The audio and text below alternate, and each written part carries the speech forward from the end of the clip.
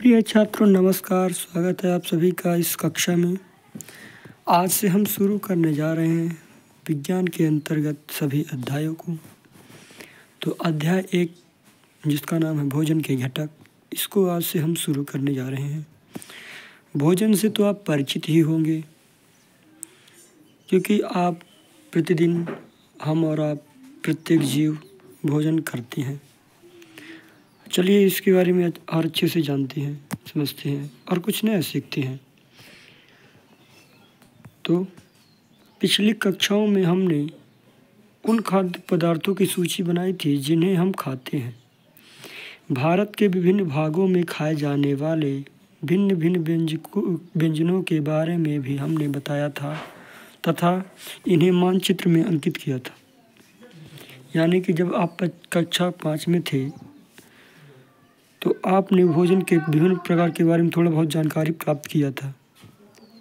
और अगर आपको याद भी नहीं है तो कोई दिक्कत नहीं है, इसमें भी देखेंगे। और आप प्रतिदिन भोजन करते ही हैं, हम और आप सभी लोग, तो इससे तो परिचित ही हैं, अलग अलग प्रकार के भोजन करते हैं ना। चलिए देखते हैं। तो क्या है, एक प्रकार के भोजन में चपाती, दाल, बैंगन का भरता हो सकता है तो दूसरे में चावल, सांभर तथा भिंडी हो सकती है। इसके अतिरिक्त अन्य भोजन में अप्पम मछली तथा सब्जियां हो सकती हैं। यानी कि भिन्न भिन्न प्रकार के भोजन, देखो अलग अलग प्रकार का व्यक्ति अलग अलग प्रकार का भोजन करता है। जिसको जो पसंद है वो अपने अपने हिसाब से भोजन करते हैं। और अलग अलग राज्य में भी अलग अलग प्रकार का भोजन पसंद करते हैं। तो चलिए इसको और आगे देखते हैं।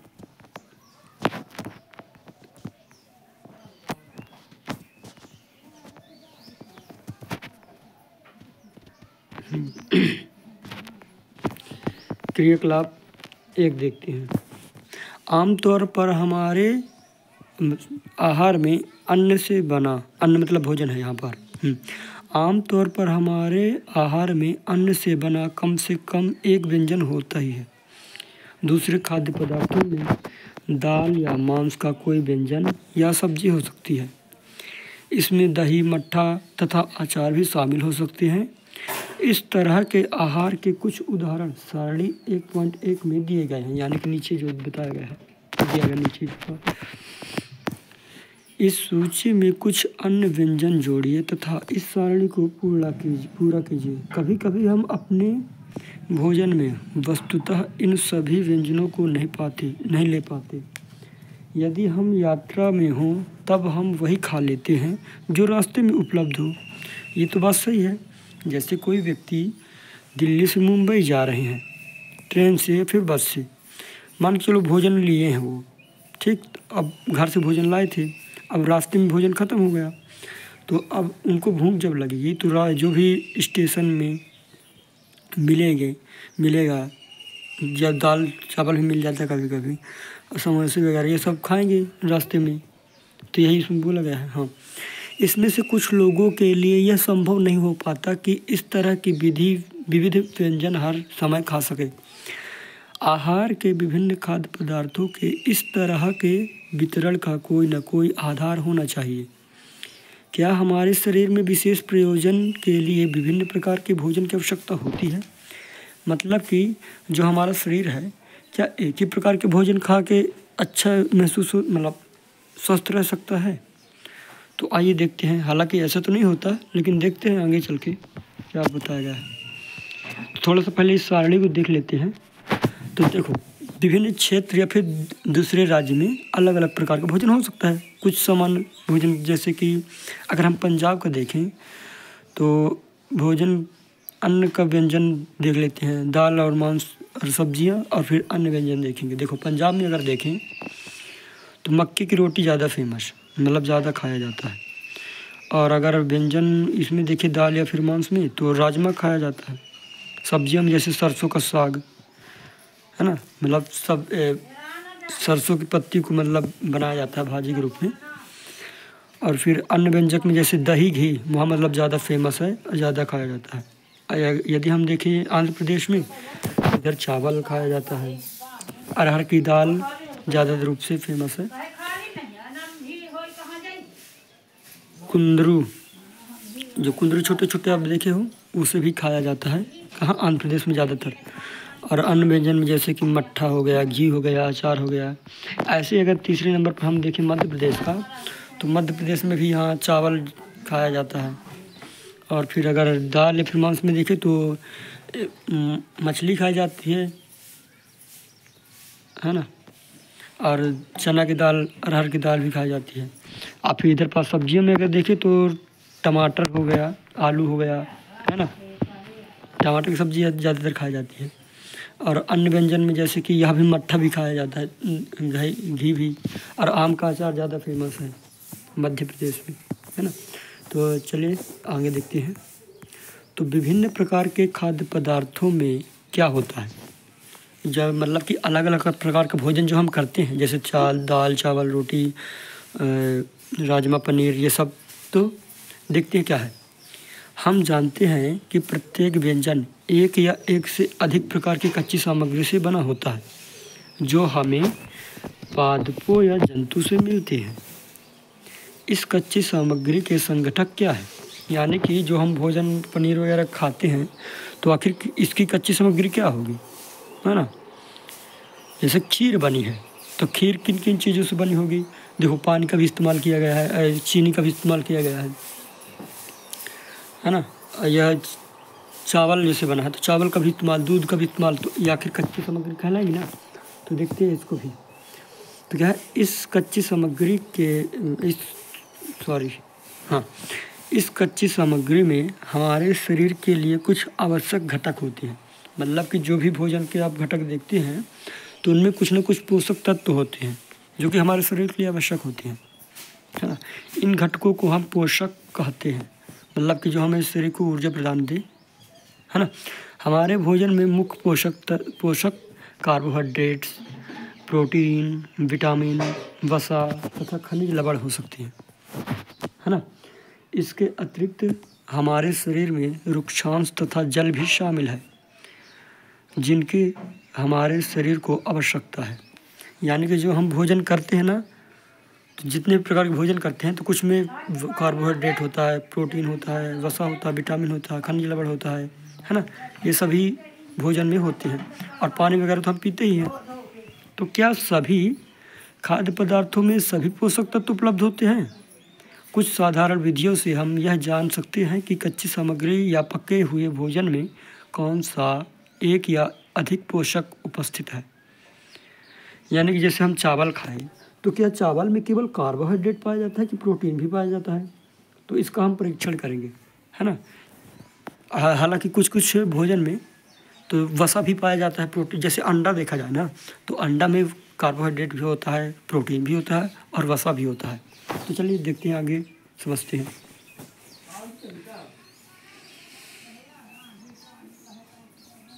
तो हम जान सकते हैं कि कच्ची सामग्री या पके हुए भोजन में कौन सा एक या अधिक पोषक उपस्थित है। जैसे कि कार्बोहाइड्रेट, प्रोटीन तथा वसा के परीक्षण अन्य पोषक के परीक्षणों की अपेक्षा सरल है। तो हम इसका परीक्षण करेंगे इस विधि के द्वारा। अपने पास तो मतलब मटेरियल नहीं है, नहीं तो करके देखते, तो पढ़ेंगे केवल अभी फ़िलहाल। आइए हम इन परीक्षणों को करके परीक्षणों की सारणी 1.2 में लिखें। तो अपने पास ये सब नहीं है फ़िलहाल, जो यहाँ पास सामग्री दी गई है, जो केमिकल का उपयोग किया गया है। तो पढ़ते हैं फ़िलहाल। देखो, इन परीक्षणों को करने के लिए आपको आयोडीन, कॉपर सल्फेट तथा कास्टिक सोडा विलयनों की आवश्यकता होगी।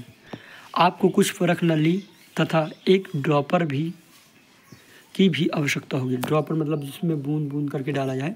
और परख नली तो आप देखे होगी, कहाँ गई परख नली? अभी परख नली तो दिखाई नहीं दे रही। ये बच्ची जो ली है, ये ड्रॉपर है। परख नली अभी तो दिखाई नहीं देती। आयोडीन का ये डब्बा जो है, आयोडीन का विलयन है। इधर पास ये आलू है। बच्चे परीक्षण कर रहे हैं, तो चलिए देखते हैं। इधर पास से अपना परीक्षण इन पर या अन्य किसी उपलब्ध खाद्य पदार्थ पर कर सकते हैं। इन परीक्षणों को सावधानी से कीजिए और किसी भी रसायन को खाने या चबाने की प्रयास मत कीजिए।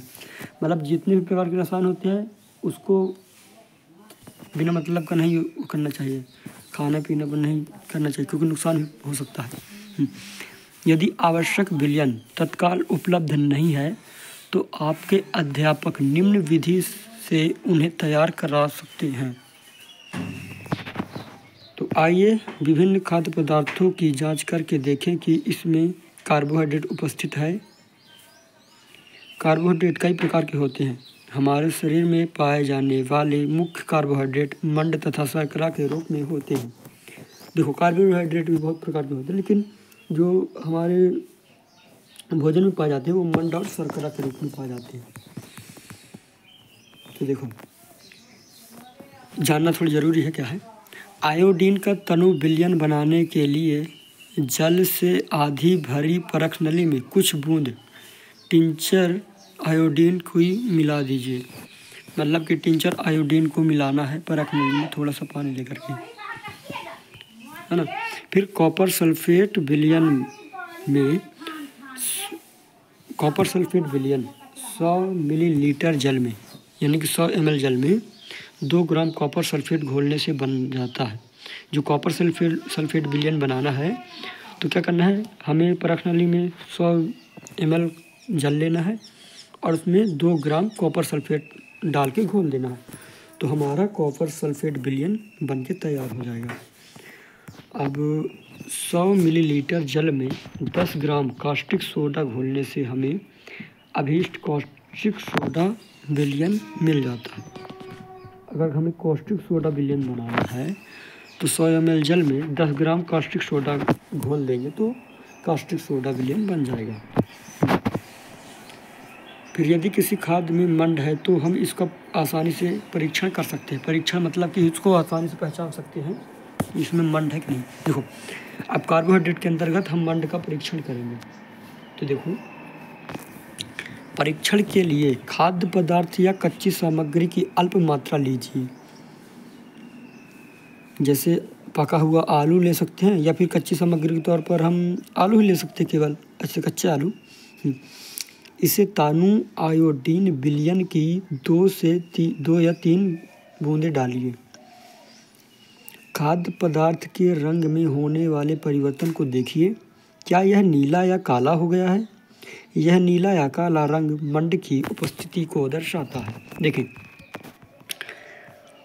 जो बच्ची आलू काट के विलयन को डाली है, आयोडीन के विलयन को, तो कलर जो दिख रहा है तो नीला या फिर काला अगर हो गया है तो इसका मतलब क्या है कि इसमें मंड उपस्थित है। अगर हम चावल भी लेते, अगर चावल में देखते तो देखते कि अगर कलर चेंज हो रहा है तो इसका मतलब उसमें मंड है।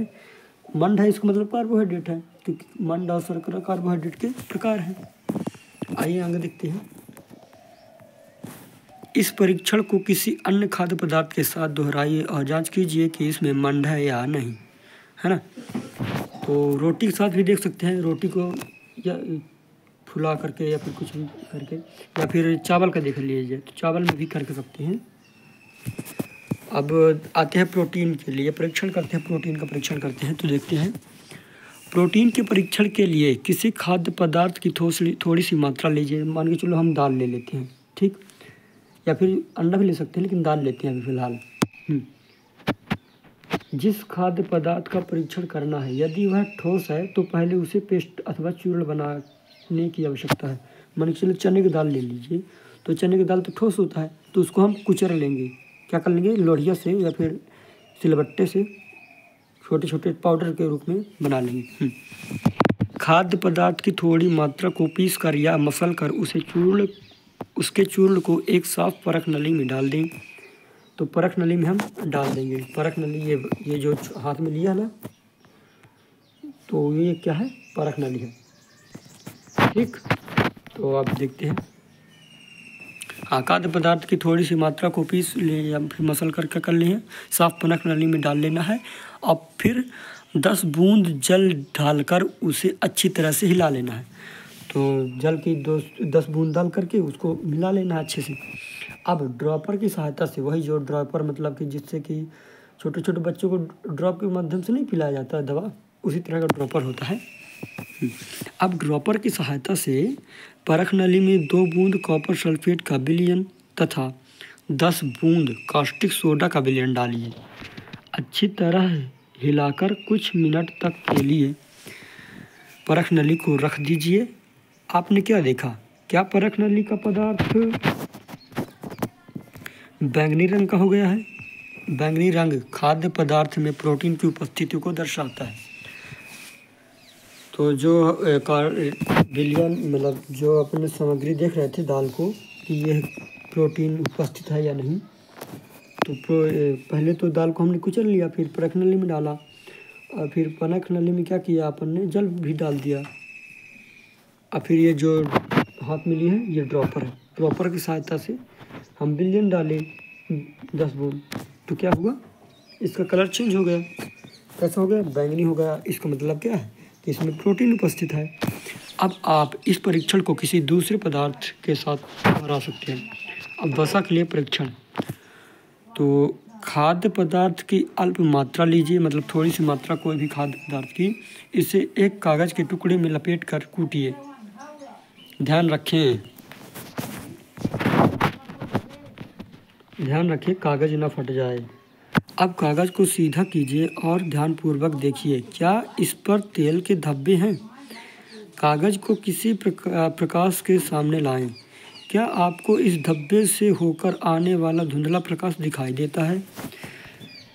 कागज़ पर तेल का धब्बा खाद्य पदार्थ में वसा की उपस्थिति को दर्शाता है। देखो, वसा का परीक्षण तो हम ऐसे ही कर सकते हैं बिना किसी विलयन की सहायता से। जैसे किसी में भी वसा का अगर देखना है, मान के चलिए सोयाबीन का लेते हैं, क्योंकि सोयाबीन में वसा पाया जाता है।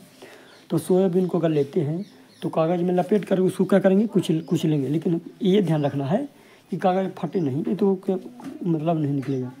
तो जैसे हम सोयाबीन को कुचल लिए, ठीक ना, तो उसमें से जो पदार्थ निकलेगा तेली पदार्थ, तो आप तो देख कर बता सकते हो कि हाँ तेली पदार्थ है। या फिर आप थोड़ा धूप के साइड करके अखबार को या फिर कागज़ को देखेंगे, थोड़ा धब्बा रहेगा। जैसे तेल में पड़ जाता है ना कागज़ में, तो ऐसे धब्बा रहता है, वैसे ही उसमें रहेगा। तो आप इसका मतलब क्या अंदाज़ा निकाल सकते हैं कि जो सोयाबीन है ना, तो उसमें क्या है, वसा भी उपस्थित है। जैसे नारियल खाते हैं आप, अगर नारियल को आप कुचलेंगे ना या फिर दबाएंगे ज़ोर से, हाथ से नहीं किसी मजबूत चीज़ से, या फिर कुचलेंगे, तो उसमें से रस निकलेगा। वो रस कौन सा रहता है? तेलीय रहता है, यानी कि उसमें भी वसा पाया जाता है। चलिए आगे देखते हैं। तो वसा का परीक्षण तो आप अपने से ही कर सकते हो, है ना, इसमें किसी पदार्थ को मिलाने की आवश्यकता नहीं है। और देखते हैं, खाद्य पदार्थ में कभी कभी जल की भी मात्रा हो सकती है तथा दशा में इन पदार्थों को कागज़ पर धीरे धीरे रगड़िए और कुछ समय के लिए कागज़ को सुखा लीजिए, ताकि यदि खाद्य पदार्थ में कुछ जल आया हो तो वह सूख जाए। तो क्या होता है, कभी कभी जल की भी मात्रा होती है। तो अगर जल की मात्रा है तो अगर धूप में रख देते हो तो सूख जाएगी, और आप आसानी से पहचान सकते कि किस खाद्य पदार्थ में वसा उपस्थित है। यदि खाद्य पदार्थ में क्या है, यदि खाद्य पदार्थ से कुछ जल आया हो तो वह सूख जाएगा, है ना, धूप में रखने से।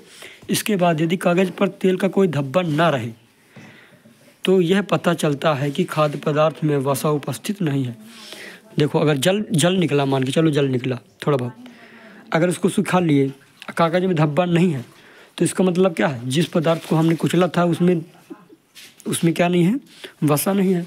लेकिन हमने सोयाबीन को अगर कुचल के देखेंगे तो धब्बा बना रहता है। इसका मतलब क्या है, सोयाबीन में वसा पाया जाता है। आगे पढ़ते हैं। ये परीक्षण क्या दर्शाते हैं?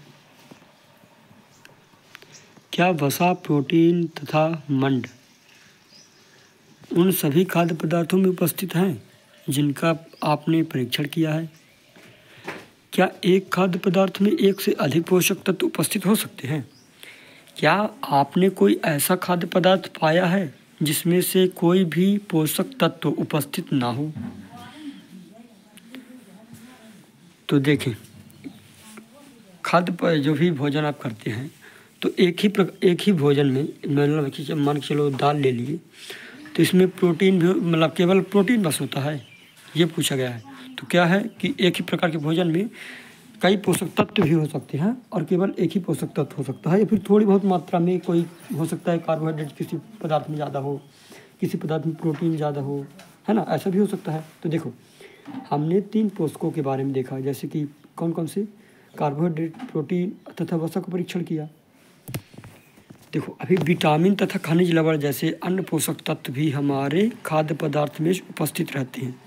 इन सभी पोषकों की हमें क्यों आवश्यकता होती है, आइए इसके बारे में थोड़ा सा जानते हैं। देखो विभिन्न पोषक हमारे शरीर के लिए क्या करते हैं। जो हम भोजन करते हैं, देखो थोड़ा समझने की कोशिश करिए। हम इतने प्रकार का भोजन करते हैं, देखो तो उसमें विभिन्न प्रकार के पोषक तत्व होते हैं, जैसे कि कार्बोहाइड्रेट, प्रोटीन, विटामिन, खनिज लवण, ये सब होते हैं। तो आखिर ये लोग करते क्या हैं, ये प्रोटीन, विटामिन, खनिज लवण हमारे शरीर में जाके करते क्या हैं। तो चलिए इसको देखते हैं, क्योंकि बहुत ज़रूरी होते हैं। ठीक है, हम भोजन किए, कोई बोलेगा आप चल फिर सकते हैं, क्यों चल फिर सकते हैं, तो आप लोग ये बोलेंगे सर हम भोजन करते हैं इसीलिए हम चलते हैं। तो आखिर भोजन में कुछ ना कुछ तो होगा जिससे हमें ऊर्जा मिल रही है ना। तो चलिए इसी बारे में जानेंगे। तो भोजन क्या करता है हमारे शरीर में, तो देखते हैं क्या करता है। तो कार्बोहाइड्रेट मुख्य रूप से हमारे शरीर को ऊर्जा प्रदान करते हैं। वसा से भी ऊर्जा मिलती है। वास्तविकता यह है कि कार्बोहाइड्रेट की तुलना में वसा की समान मात्रा से अधिक ऊर्जा प्राप्त होती है।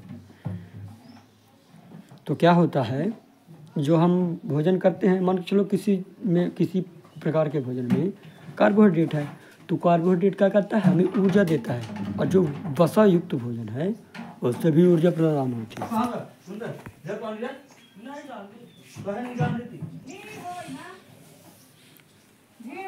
तो क्या होता है कि कार्बोहाइड्रेट में भी ऊर्जा देता है और वसा भी। देखते हैं।